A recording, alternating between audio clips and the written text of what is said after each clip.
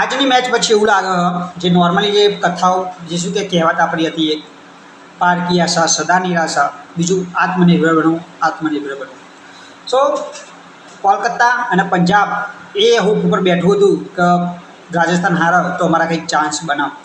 But જે રાજસ્થાન આજે match રમ્યું એક સમયે 119 ઉપર 5 વિકેટ હતું. મને એમ હતું કે રાજસ્થાન હારી જશે, કારણ કે અત્યાર સુધી એક કન્સેપ્ટ હતો મારા અત્યાર સુધી કે રાજસ્થાન જે ધ્રુવ જુરેલ, યશસ્વી જયસ્વાલ અને વૈભવ સૂર્યવંશી ઉપર ટકેલું હોય. બટ જે બોસ જે છેલ્લી 5 ઓવરમાં 70 રન જોડ્યા બધા ભેગા થઈને, એમાં જોફ્રા આર્ચરને ગણી લો, રવિન્દ્ર જાડેજાને ગણી લો, બીજા એક બેટર બી હતા. બસ મજબૂત બેટિંગ કરી અને શરૂઆતની જ ઓવરમાં જે મુંબઈની વિકેટો પાડી દીધી ત્યારથી આખી મેચનું રૂખ પલટાઈ ગયું. નો મેટર, સૂર્યકુમાર યાદવે, હાર્દિક પંડ્યાએ ફાઇટ કરી, બટ એકંદરે રાજસ્થાન મેચ જીતી ગયું અને ક્વોલિફાય કરી ગયું છે. નાવ જોઈએ કોણ જીતે. અત્યાર સુધી રાજસ્થાન આપણી ફેવરેટ ટીમ હતી, બટ ગુજરાત આવ્યા પછી ગુજરાત પહેલાં. શું કહેવું તમારું? બાકી તમારા વિચારો અને તમારા અભિપ્રાયો અમને જણાવતા, બાકી સપોર્ટ કરતા રહેજો.